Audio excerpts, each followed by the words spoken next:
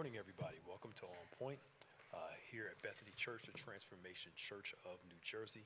We're so glad that you have joined us today. As always, we ask you please do us a favor and share this with somebody, tag somebody, get somebody on as we discuss great topics, national news, culture, scripture, life, relationships, whatever, all around a biblical framework. This is On Point again. Of course, I am Pastor Nick. Bishop is on his way back from Malawi. We had a great Sunday last Sunday for our Chosen celebration. We sponsored children. Got a chance, quick chat with them the other day, just real fast. I was like, how is it? And, start talking about how it was. And then we just believe that God has put us again in his will to be able to serve and to help those who are in need. But again, we'll talk more about that in a little bit. We're here with Reverend Pastor Richard White. Is here with us as our guest. And again, welcome to On Point. This is not live, so don't try to call in because you're not gonna get anybody. We are are having a little stream issue, so we're putting this out. If you missed Bible study, I understand the stream wasn't working on Wednesday night either. It is posted. Go back and check it out as we talked about opportunities, seasons, divine moments. Go back and check it out if you can, if you missed it. We believe that God was moving and speaking to us Wednesday evening. So it's On Point. You can, of course, talk in the comments. We have our admins there that can converse with you in the comments section. But again, please do us a favor and share. And we thank you for joining us again for another version of On Point. So, how you doing? Doing pretty good. Good to see you. Good to see you too. Good to see you too. God's good. Tomorrow is reveal day. Tomorrow we're going to have all the reveals parts up on the altar, and when we come in, have service at some point in worship service, we're going to come up and see the child that chose us. That's wonderful. And I just think it's just biblically imperative that here it is. I'm reading through the Bible in a year chronologically. First time doing it this way. For those that don't know, your Bible's not put together chronologically, but they have a Bible plan where you read it within a chronological order. So you read a lot of the minor prophets while you're reading the books of the Kings and Chronicles, because that's when they were prophesying. Zechariah was prophesying during the time of Ezra and Nehemiah, so you read those books together to give it some context. And what was glaring to me throughout the Kings, and I saw it before, but it really hit me this time. We always talk about how Israel, their idolatry got them into Babylonian captivity and God's judging them. But a huge part of why God was sent them to Babylon was because of how they treated the oppressed. Yeah. I mean, book after book of how they treated people. And God's major issue was you're having these services, you're doing all this stuff, but look at how you're treating people. I got a problem with you. And I was reading Nehemiah the other day, and after they came out of they're coming out of the Babylonian captivity, rebuilding the wall, rebuilding the temple, and the rich are loaning money to the poor people with interest. And Nehemiah is upset. Livid. He's livid. Like, are y'all serious? Y'all doing this again? You're taking advantage of people that don't have. And again, it just shows me over and over again how God's heart is towards those who are disenfranchised, those who don't have, and those who are oppressed, and those who have shouldn't minimize those who do not have. No, exactly right. I'm sorry, that was a whole rant. No, but you're right, because it applies even today. You know, that you can see it now, whether it was gentrification, whether it's moving folk, whether, maybe putting a stadium in Chinatown, where they going to go? Right. So, it's same thing is perpetuating itself even in everything that we see going on today. Money, unfortunately, not having money is not the problem. Again, the Bible says the love of money is the root of our attitudes about it. Instead of seeing the resources that God bless us with as a means to help others and to glorify him, we've kind of taken on this American attitude of greed and self, and the more I have, minus everybody else. Nothing wrong with you having nice things. That's right. You can do all that. But I don't think it should be at the expense of helping those who lack. When Jesus says, if you've done it unto them, You've done unto me. Done unto me. And there's something, like you said, about having all these things. My dad told me when I was young, because I used to I want this, I want that. He said, look, man, you don't need nearly as much as you think you need. Yep. And when folks sit back and think about their lives, you don't need nearly as much as you think you need. Yep. And there's so many other good things you can do with your time, with your talent, with your treasure to help other people. And it's, I'm doing a study on the fruits of the Spirit, and and all of those things are what God wants us to do, and that's exactly what you've been reading about God's people not doing. Yeah. Kindness, goodness, faith, Nothing. patience, love, gentleness, self-control. He just wants us to emulate that. Yes. Taking advantage of people. When God is a giver himself, we're most like God when we're giving and when we're sacrificial. That's right. Especially to those who didn't do anything to earn it. It's just out of the kindness and the generosity of our hearts we do for others. But it just continues to baffle me how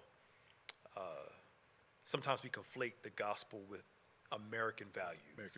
And they're not the same for the most part. Or the lack of, always trying to focus on self. Yes. Which I had somebody ask me, he said, you all spend a lot of time on the missions offering now, and I said, well, Pastor Nick gives us a scripture, and it's not to make folks feel guilty about giving.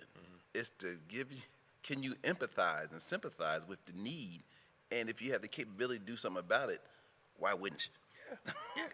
The majority of giving scriptures, and there's a lot of them, are about helping other people. Helping other people. The majority of them are about that. Yeah. It talks about that. We believe in tithing. We believe in first, all that stuff. But it talks more about helping people than it does all the rest of the Helping offerings. people, story after story after story after story. And we need to be taught that. And that what you said your dad said, I replay that in my head. I actually it happened this week. I was gonna go get something. I said, you know what?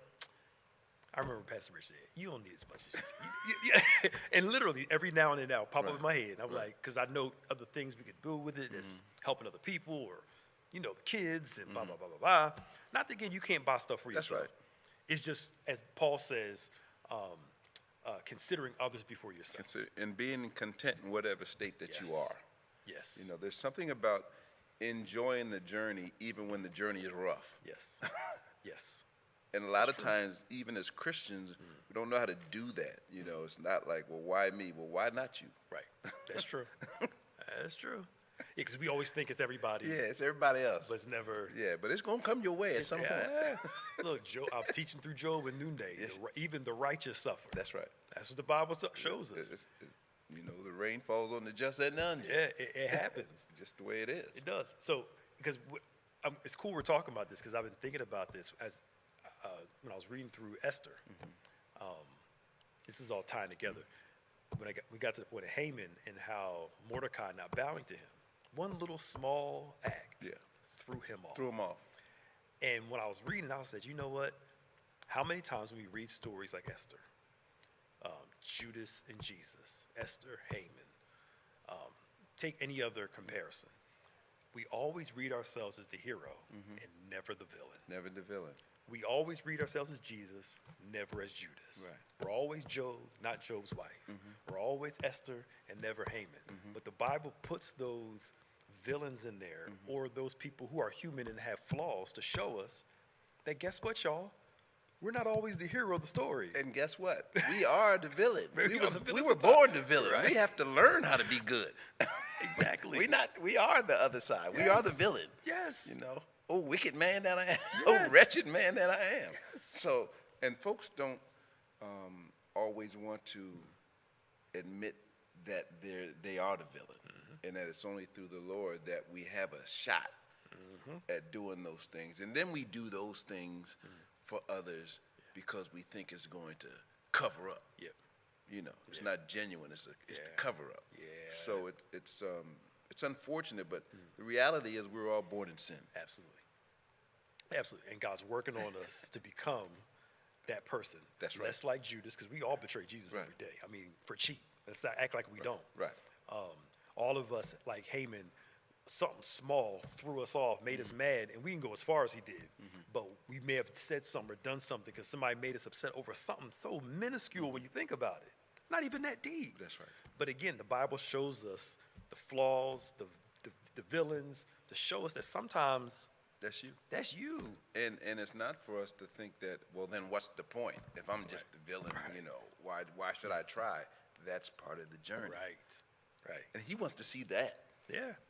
He wants to see that, okay, I know that was wrong. I'm not going to do that again. Okay, Yes. I know I have this flaw. I'm going to try to make that better. Not just, well, that's just the way I am. Yeah. Yeah. And I think that's where the Bible talks about Adam and Eve creating the image and likeness of God. They fall, and now the image is distorted. We're still in the image and likeness of God, but it's distorted. They take on a part of the serpent's image. And we start from, we're creating the image and likeness of God. And like you said, that distortion is not supposed to control us. That's right. We're supposed to be transformed, healed in that area. But there are times, as much as we don't want to admit it, we act a little more like Satan than we do God. Right. And it's not always the big stuff, sometimes the small stuff. Satan is selfish. He's manipulative. He's a backbiter. He He's lies. a slanderer. He's He's a an thief. accuser. He's a liar. All those things, right? But again, we never read ourselves. Yeah. But God shows us that to show us the reality of our flawed humanity, but also the greatness of who He is and how our lives can be transformed and changed. Right. And when God shows you that, and most times it's by yourself, and He shows it to you, you're like, okay, that's real. That's me. Yeah. And it starts like when I first got saved. Well, when I got resaved, because I got saved at 12, but didn't really get. Right. It wasn't I came real. back Right. late on. I used to cry a lot. Okay. I was like, what is wrong with me? And at the time, I was in Pittsburgh at the time. And my pastor said, that's just God melting away all that stuff you built over the years to protect what you thought was you. Right. What you thought was an important part of you. And it's finally starting to. Yeah. He starts tearing down those images that aren't him. That's right. That's right. So that His image. Right. And you're like, wow, ooh. Yeah. Well, last. So we start off loved by God, His children, but like, you got kids, I got kids. You see yourself in them, good and bad, and you try to steer your children to the best parts of you, not to the worst, and away from the worst parts of you. That's right. I look at my kids sometimes, and I'm like, they get it honest. I can't be too mad at them because It's just me. Right. It's just I try to, let's work through this so you could be better at this. Because like any good parent, I'm sure you feel the same way. I want my kids to be better than me, go further than me, do a whole lot better than I did. And to me, that's successful parenting, where you know how to live when I'm no longer here. And whatever I accomplish in life, if you want to, you can completely you can far outpace exceed it. that. You can far exceed that. Yeah, you just want your kids to know right from wrong, and they have the ability to solve problems and think critically and know themselves before they go and try to do all this other stuff with other people.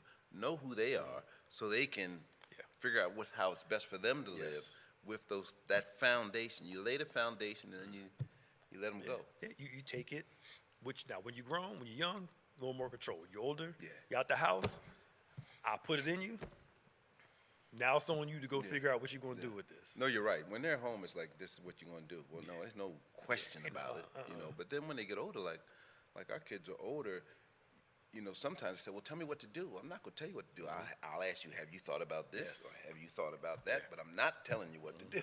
Yeah, I'll help give you wisdom, direction. Right. But The telling is over. yeah, let's talk through it. Let's talk through it. And you'll figure it out in the You'll conversation. figure it out because as we talking. you have the capability to figure out. But that's a transition that some parents don't do that. Right. They just want to always tell them what to do. Yeah. And that's not good Yeah. inherently. Which is why you have so many parents going to people's jobs saying, why you messing with my child?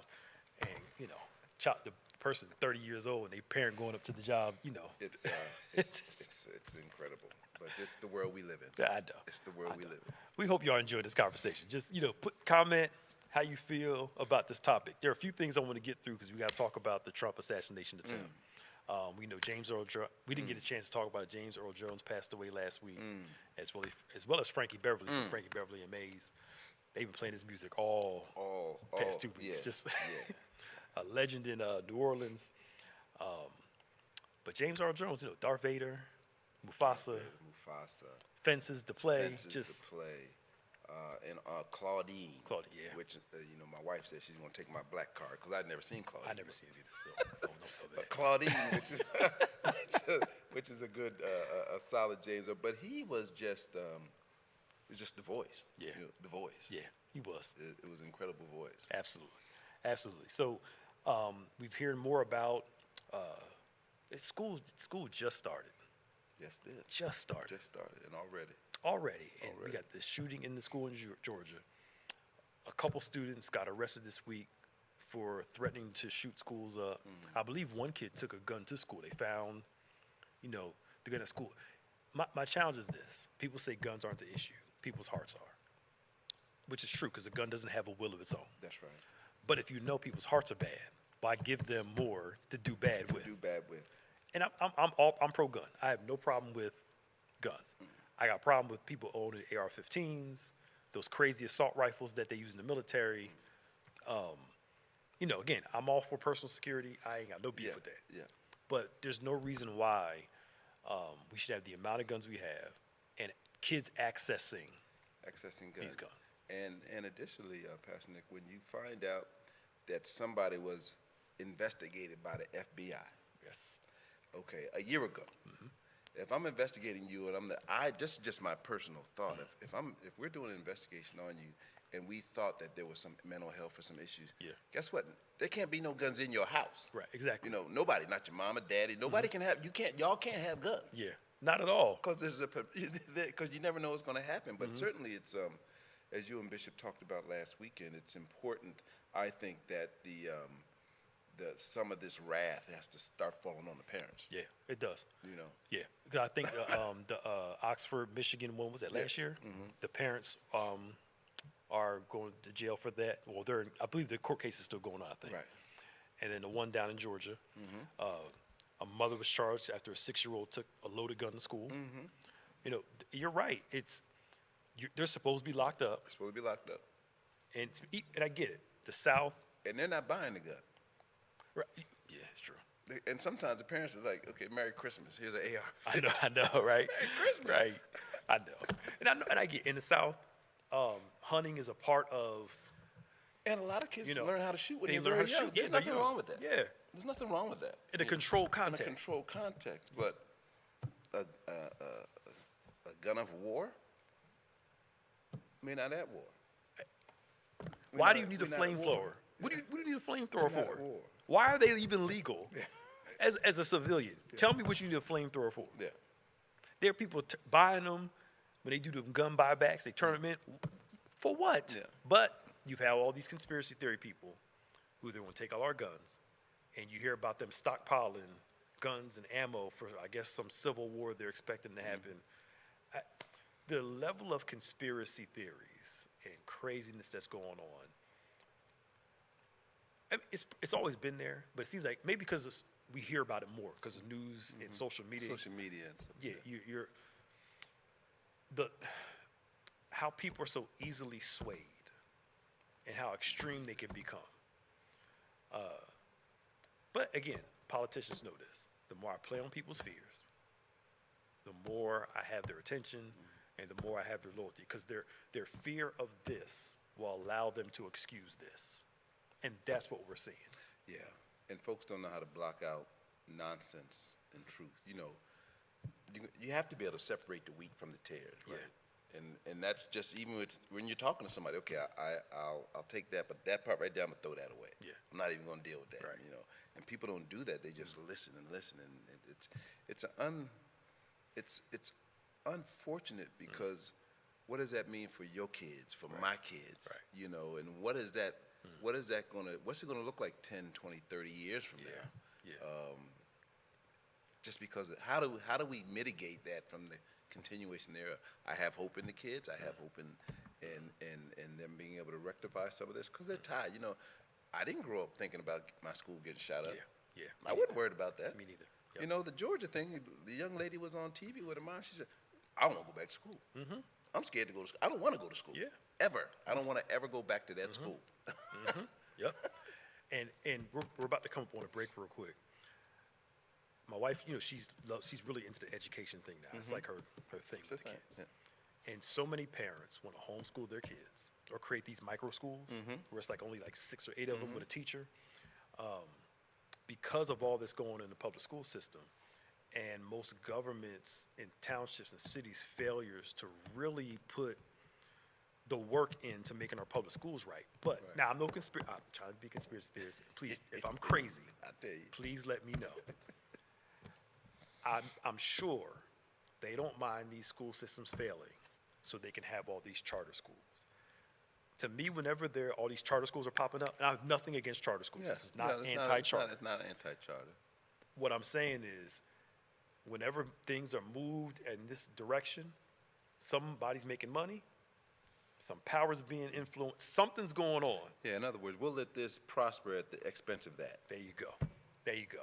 So we'll have these charter schools built up. Right.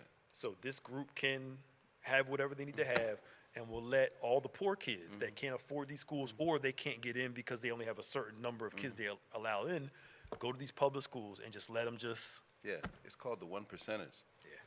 And the 1%ers control, the majority of the wealth. And as long as their piece is good and they still can control that, why do we care about the remaining 99%? Exactly. Exactly. And it really is like that. And really like and that. like the Project 2025 piece where they talked about the public school kids are eligible to be drafted. But all the charter kids and all the other kids, you're seeing that divide play out right in front of our faces. Yeah. And what I don't understand is that a lot of those rural, poor Caucasians are going to have their kids in these environments too. Yeah. And you're allowing a particular party Right.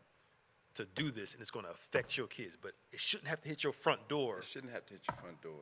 Yeah. And it's real, folks, because I talk to some senior executives that don't even know about Project 2025. Okay. And I tell them some of the things. They'll say, "Oh, that'll never happen. Oh, that'll never happen." Guess what? A stroke of a pen. Bang. Done. Stroke of a pen. Look, they get the right people in, Stroke of a pen. it can happen. It can happen. It can happen. So I mean, It's real.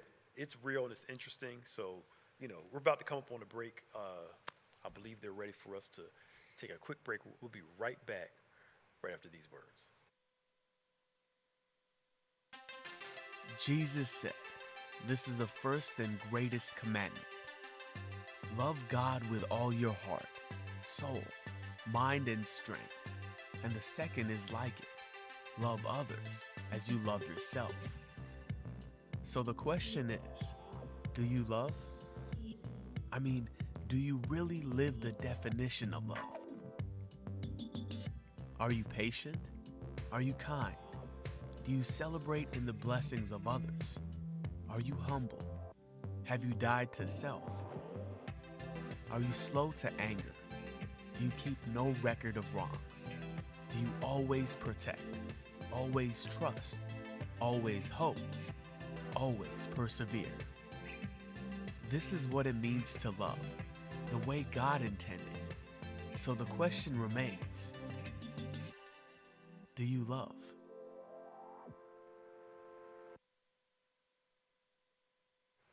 Well, praise the Lord. We are back. Love, that's really the consideration of the other, and it's what we're not seeing in our current political climate. This whole discussion is really kind of weaving a common thread. We start talking about treatment of people, school systems, politics, and we learned that another assassination attempt was there for former President Trump. They found somebody on one of the golf course properties with a rifle, and he obviously has some mental health issues and some other things that has been going on. They arrested the man, and regardless of how you feel about somebody, and I said this is the first attempt on his life too. Regardless how you feel about somebody, violence is not the answer. The other thing is this: if we continue as a country to live in this us versus them philosophy, we're going to see violence in different spots going on. Yeah. We all have to live in this country together, whether you're Democrat, Republican, independent, whatever you are, this, that. But if we keep this, the other side is my enemy, we're going to continue to see other issues continue to rise up like we've been seeing. Yeah, no, you're exactly right. And, this Mr. Ralph, I think that's how you say it, Ralph, who was the suspect in the second alleged attempt on former President Trump. He voted for Trump. Yeah. They try to spin it like Yeah. it was. Yeah. Yeah, I know. And I know. it just continues to show that mental health is a real thing. It's a real sickness. This is just not, I shouldn't have said thing, because it's not a thing. It's a sickness. It is. It's like asthma or allergies or a cancer or a heart disease or so it's a sickness that needs a cure, and having access or not having access is going to perpetuate itself further. But as you and I have talked before, this and it's just repeating history. Rome was never conquered. Yeah. Rome was never conquered. Rome fell from within, and all those little things that you're saying starts to break down the fabric of what made the country great. Yep. And certainly I believe there's still more good people than bad people. Absolutely. But I think it was the Osmond brothers said, one bad apple don't spoil the whole bunch. Yeah, so yeah. hopefully Yeah. we can we'll be able to get rid of these bad apples. But it's a real thing. It's real. It's real. And it's not, unfortunately, we saw this with Reagan was shot coming out of his car in the 80s. That was I think it was the last public attempt that we know about. I think that was. Yes. Reagan was. Yep. And then, of course, you had JFK in the back. So these lone wolves out there, they are out there, unfortunately. Yeah. But that's another thing. So many states and government agencies have cut back on mental health care. That they either don't have the money to take care of stuff, or if somebody goes in, they got them for a couple of days, give them a little test, and some people, they know how to fake it and and they just release them after 3 days. And we're on the defensive. No, you're Once they do it, then we take we it do seriously, something about it. not Right. beforehand. Right. And whether it was Lee Harvey Oswald that shot President Kennedy, or John Wilkes Booth that shot Yeah. Abraham Lincoln, Yeah. or the I forget the guy's name that shot President Reagan at the time. If you read up on their lives and their upbringing, they all came up in very isolated, non-loving, you are nothing, you're no good type of environments, and had a wealth of failure in their life that caused them to go in this direction that they went in. So it's this mental health thing goes all the way back to that. If you really do the research and the history on these individuals, and it just continues to say, hey, we got to be able to recognize it. I'm one of the mental health caregivers on where I work, and it's not that I'm a licensed doctor, but they take you through this training, this 3-4 day training that allows you to see certain things in folks, and then say, hey, we have an employee assistance program. They're there to help you with all kind of things. You can just give them a call, and you're there so people can feel like they can either they can come talk to you, or you're able to identify certain behaviors that says, hey, this person may be having an issue. Yeah, and one of the things I'm most glad about is the stigma of mental health is starting to go away. Yeah. Where people are just, to me, the admission that you have a mental health challenge is a sign of strength and going to get some help rather than resorting to, binge drinking, drugs, some other crazy thing to help cope with what you're dealing with. But there's a young group growing up saying, hey, I got this struggle. I'm gonna get some help. Doesn't mean I'm weak. I'm gonna still go to work, still do my thing. Yeah. And then on the flip side too, this generation, we always say they can't hold out of pressure, and most of them can. But here's the problem with this. Here's the problem. Number one, who raised them? Yeah. Right? Number two, here's the catch-22. We built a life for them so they didn't have to experience what we experienced. But what we experienced gave us the strength to deal with life. That's right. We took that away. Took it away. So, Salt. of course, they can't. Salt. My kids do not know about eating government food. And I'm working class. I ain't saying act like I'm rich, but they don't know about hand-me-downs like that. But what gave me, I was cooking at 10, 11 years old. What gave us the strength we have is what we eliminated from their lives. And we wonder why they don't have the strength to do certain things. Well, we're kind of at fault to a certain degree. Not all the way, but to a certain degree. And the reality of that, and that's very true, is that it's not just us. Our parents were easier on us. Every than generation. Their parents were on them. Yep. And It just keeps going. It just kind of has happened, and you kind of have to. How do you right that ship? Yeah. It's real. There's nothing wrong with work. No. You know, there's nothing wrong with chores. There's nothing wrong with no. You know, Yeah. you know, certain things have to be in the fabric of bringing a child. You know, I don't. There probably are many folks that do not agree, but to me, the best, most important job I've ever had is being a father. Yeah. Oh, absolutely. Oh, absolutely. There's nothing more There's no important. comparison. None. Of being a good father, first and foremost. That doesn't. Yes, I have to work. Yes, I have to be faithful in the work. Yeah. You know, of the Lord and the other things that I'm involved in. But that's an important, a very important job that everybody doesn't take seriously. No. Because to me, if you succeed at business, but fail to be a good person, to me, you failed. You failed. I'm sorry, you failed. Yeah, you failed. You failed. You know, I'm not saying everybody's life is perfect, everybody's family perfect, but you got to know you did your part. You know, and I'm not saying that you take kids back to living in the hood and all that stuff like that if you could afford better, but give them some challenges along the way to show them that life isn't easy. Yeah. No, like you said, no, I'm not going to do this for you. Figure it out. And if you can't, then come to me and we'll talk about it. Right. And don't put the raising of the child or the children all on the mother. You know, I've heard things before say, okay, well, if the lights go out and we don't have any food, that's the man's fault.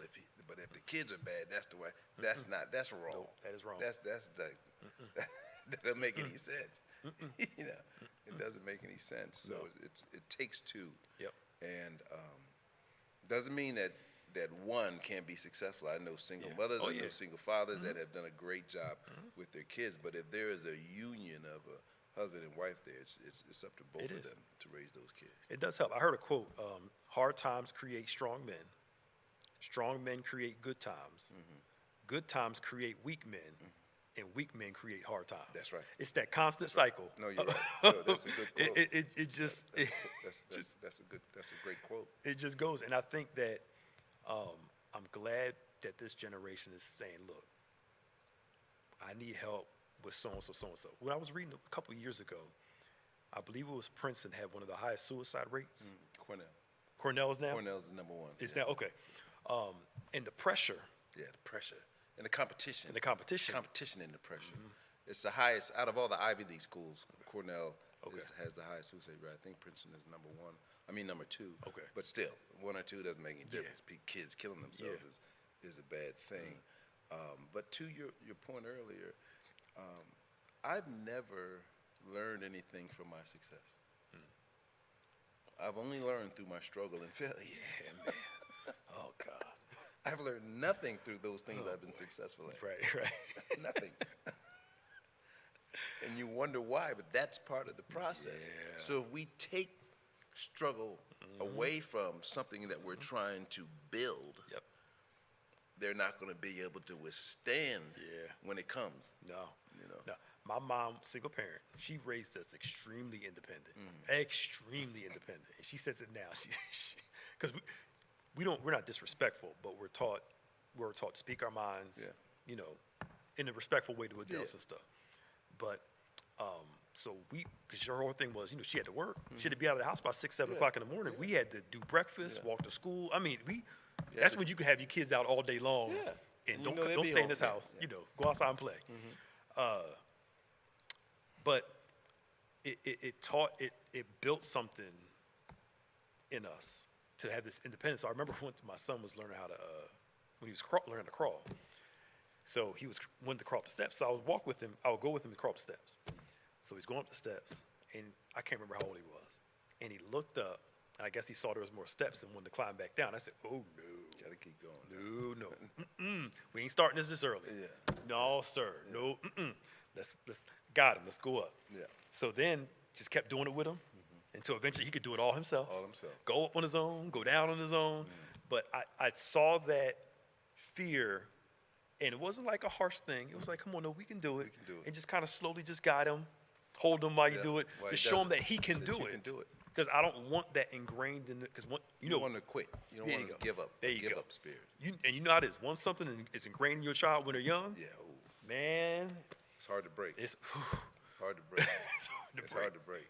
But I didn't know we were going to talk about this. No, but it's so important Yeah. because even in school, you know, the educational system that we have here in the States will label kids. Yes. Say, oh, he has Yep. ADD or he's a slow learning, because they're just, in some instances, not all teachers, because I love teachers, and I Yeah. think that's one of the most under-respected and underpaid jobs that there Yeah. ever was. But there are systems that label kids. Yes. And then once you label kids, say, well, you're not that bright, so Yeah. you need to go learn how to kick a ball, or you need to go, you know, don't test the kid. So, Yes. but that's why it's important that the parent is there, Yeah. watching, and being mindful of no. Yeah. Yeah. Let them try that. Right. You got to advocate for your Yeah, child. you gotta advocate for your Like kid. they did with Bishop Walker was here for Power of God, and he said that, you know, the teachers were concerned about him because he was always moving. What they found out, he was too smart for the class. Yeah. They thought he wasn't smart enough, and you have to You have advocate to advocate for your child. When I was in high school, some of the most intelligent kids were the ones in the bad hallway. And they they're labeled bored. them bad because they're bored. Math could just, Yeah. you know, spit it off. And this is why, you know, some schools, like those, what is it called, master schools? You know what I'm talking about. Montessori schools. A friend of mine's, he was like a principal and district director of a few of them. And he was talking to me about their way of learning. And I like it because, and it's hard when you got one teacher with 20 kids in the classroom. Everybody doesn't learn the same way. Like you said, That's right. finding their genius and helping to develop that area of genius, and they will do a whole lot better in school, feel more confident. But to me, that doesn't start in the school. No. It starts at home. Starts at home. It starts at home. Got to be involved in your children's education. Got to. And not let TV and social media raise them because, you know, at least they got something to do. They're leaving me alone. So they're watching TV. Yeah, it's not. That's really what it is. That's what it is. At least And they who ain't knows- bothering me. And who knows, you know, the stuff on TV today is not what was on TV when I was a kid. And, you know, and even when you was a kid, you know, it's not the stuff that we saw when we were growing up. So it's I do think we can do better. Yeah, we Be can. better and do better. We can. We're coming up on another break real quick, and then we'll be back. We're going to talk more about a few things for about another maybe 10 minutes, and then we're going to go on about our day. But this has been a good topic. You're listening to On Point. Pastor Nick, I'm here with Pastor Rich White. We're so excited about tomorrow for Reveal Day. Bishop will be here preaching, and we'll talk more about that in a minute, and we'll be right back.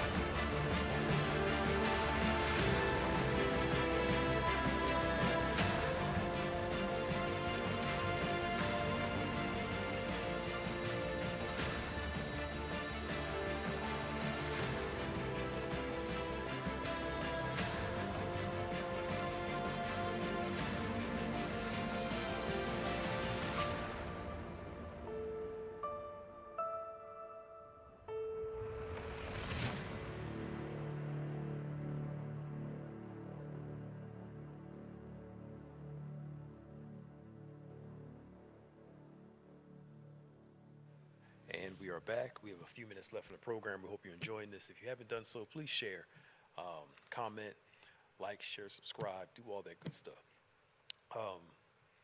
So we've been having a very cool conversation. Yeah. Your kids are grown. Mine are still young. Many of you may not, actually most of y'all don't know. We used to have a SAGE program back in, and I don't think I ever told you this. We had a SAGE program back in the old church, right? And I think you were my first mentor in the old church, me and my brothers. And you know, it's so funny how every now and then, a few things that people say to me growing up will come back. I still remember some of the things you taught us, and it come up at the most unique times. And I say all that to say, first, thank you. That's number one. Number two, we don't realize that what we sow in the kids early, it's going to come back in a harvest in some way, shape, or form. Right. I look back at, all the people that sown in my life when I was younger and how at the right time, something I completely forgot about, the Holy Ghost will bring it back to my remembrance. Like I said about the, what do you think your dad told you? Just those little things. I was grown when you told me that, but the stuff when I was younger, but you get what I'm saying. Those, we forget that our job is not to bring the increase. That's God's job. We plant and we water. Yeah. God's the one that That's right. brings the increase. And a part of who I am today is because of people like you. And I do appreciate that. I don't think I never talked to you about this. It's cool. You're welcome. You're very welcome. Yeah, and y'all was good. Y'all was straight. We used to ride around in my Jeep. In the Jeep. Yep, I remember that. Yep. So the Jeep. From Bishop, from everybody else, and I say all that to say that. And I'm not trying to. It's not about me. I'm just trying to sit there and show. We're talking about youth and young people. We never know what we're sowing into them. Yeah, Lisa, my wife, she's out, and you're welcome, and it was great. That Sage ministry, you know what's going to happen now. Bishop's going to hear us, and he's going to tell us to revive it again. Oh, no, we're working on our mentorship program again. I know. We had it before the pandemic, and then the pandemic came. But, my wife, she always says, whether it was with our daughter or our son, for young women, you have to tell them you're beautiful, you're smart, you're pretty, you're not, don't worry about what the world says. And it needs to come from me as a father. Yes. Yep. And the son needs to be like, look, man, you can do this. Don't worry about it. Guess what? It's okay to cry. Yeah. Things that make them feel, okay, I'm safe. This is a safe place for me. And so that when they get older, particularly for men pouring into their daughters or those young ladies that they're helping groom as they grow up, when they get older, they know what good looks like. Yeah. Like, you can't be a knucklehead and step to my daughter because she knows what good looks like. She knows, and it's important that kids get that really young because you can, like you said earlier, you can destroy a child very early. You can. Very early. You can. Very, very, very early. And children need comfort and care. And I've read all kind of studies of, of animals and how they do a behavioral experiments on animals, and they'll say, okay, we'll take the mothers away, but we'll put like a fake soft look-alike animal in the cage. It looks like the mother, and then we'll put one that's over here that's really hard and rough. Both of them are giving the little animals food, but the little animals will migrate to that one that is soft and comforting. And kids need to be comforted so they know they have a chance to grow. Right. Right. It's finding that balance between. I was talking to my grandma. She grew up in North Carolina, so kids, they had kids to help farm. Yeah. So it was more like you're here to work. Yeah. Be seen and not heard. Be quiet. Do your job. Go to bed. Wake up. And I think one generation, they took that hardness and went way over to the other side and was too soft. And now we're talking about finding that middle ground of, I'm not your friend, like some people do now. You're not my slave. I would say slave. You're not here just to serve. Not my servant. Right? You're my child. And like you said, it's allowing them to experience some hardship within a loving, nurturing, caring environment. Yeah. Teaching my son, your mother goes to the grocery store, you need to be out there. When she comes home, she ain't about, Get them bags. get them back. You know. Yeah. Your sister. And don't have to ask to ask. No, yeah, She's home, exactly. you know where she was. You know. Get them Yes, bags. exactly. Yeah. You know, we get in the car, open the door for your sister. Wait for her to get in the car, close the door. You know, we not, because I'm trying to sew it into him now. Gotcha. And for him, but also for her, where she knows, no, I'm not entitled to it, but I have this expectation. I have this expectation, and I'm worthy Yes. of this expectation Yes. because I've been experienced this my entire life. Yes. So why would I go back to something Thank that you. is unlike what I've experienced Exactly. for my entire life? Exactly. Because of you? No, I ain't doing it. No. Because you No. look good. Because you know whatever. No. Yes. This is what I have come. This is what I know. Yes. So this is what I expect. This is what care looks That like. or even more. Yes, you exactly. know, or even more. Like you said with your daughter, no knucklehead can come. No, because my daddy taught me. It's funny Yes. you say that. You know, our son David was about 8 or 9, and Renee, they're 4 years apart. And I told Dad, I said, Dave, you know, one day your sister's gonna like a boy, and if that boy gets through you to me and he's no good, I'm coming after you. Yeah. And he's There- like, what there are you you go. talking about? There you go. I said, no, he shouldn't get through you to Yes. me if he's no good. Yes. Yes. Yep. If And some- he's never forgotten that. good. Because if you all two are together, Yeah. if something happened to her, That's right. I'm talking to you about You. it. And look, and I believe in raising up strong, powerful women. Oh yeah. Be a boss, be a CEO, do all that stuff. I'm glad that my daughter gets to see women preachers and women CEOs and see the possibilities of what she can be. But also, no. No, we're not minimizing the expectation of our daughters to go and do great things and be great people and be strong leaders. We're internalizing the fact of Yes. true biblical manhood. Yep. Is that you take care of stuff. Yep. You take care of stuff. It's for Exactly. both of them. Yep. It's to know you're supposed to be taken care of, and it's to know you're supposed to take care of. Exactly. You know. Yep. Yeah. Look, I tell my son all the time, we got work, take care of our family. Well, can we go do this? You got money for it? That's my favorite phrase now. You got money for it? Well, you got money. No, I have money for it. You have nothing for it, right? Because I'm trying to put it in his head like every time we go to Target, I don't have to buy y'all toys. Yeah. I'll spoil you. But y'all need to understand something. Life costs, and you got to work. You got to work. I mean, it's in the Bible. You don't work, you don't eat. Yeah. And a man that doesn't want to work, I'm not saying women shouldn't work. Yeah. I'm not saying that women should work too, Right. but I'm saying we're talking about our sons right now. A man has to want to work. Yep. Have to like to work. You have to be driven by work. Yes. And no matter how you feel, you can be in the worst day possible.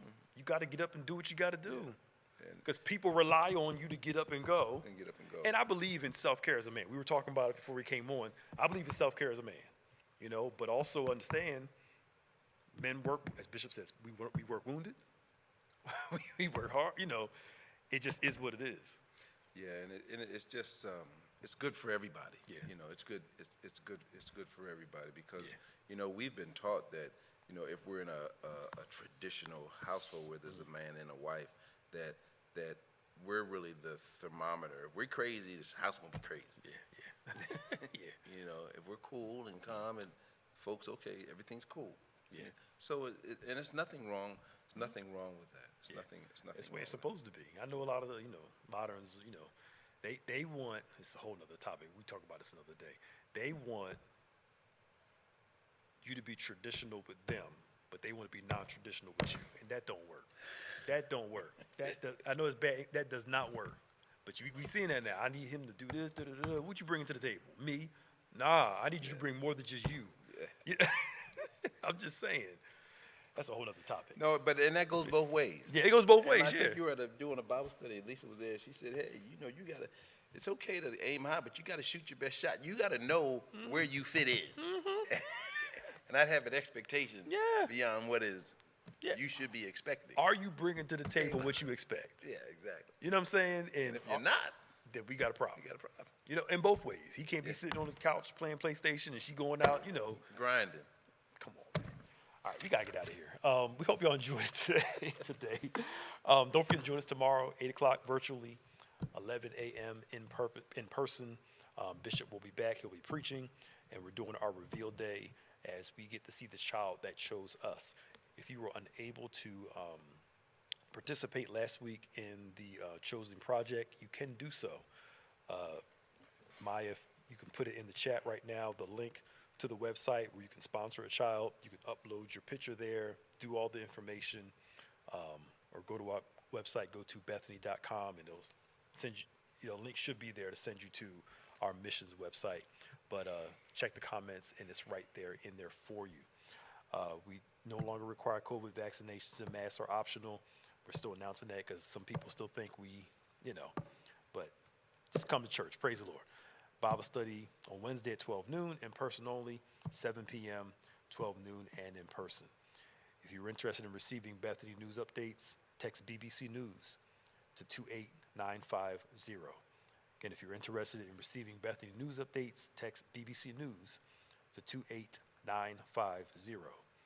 To receive devotional messages, text BBC Elevate, all one word, to 28950. Email us your prayer requests at prayer@gotobethany.com. Again, that is prayer@2Bethany.com. Email us your prayer requests. Our intercessory prayer team prays over the prayer requests every single week. Also, don't forget to subscribe to all of our platforms, David G. Evans 1, BBC Event J on YouTube, Facebook, all that, Instagram, and of course, subscribe to DGEMS and On Point on all of our podcast platforms. On behalf of Bishop David G. Evans, I'm Pastor Nick, Pastor White. Thank you so much again for joining us. Always good to see We'll be back next week with a live episode, Lord willing, and we can take your phone calls there. We hope you enjoyed this. Share it with somebody, tag somebody. We love you. And as Bishop always says, faith acts like a thing is so, even when it's not so, that it might be so. God bless you. We'll see you next week.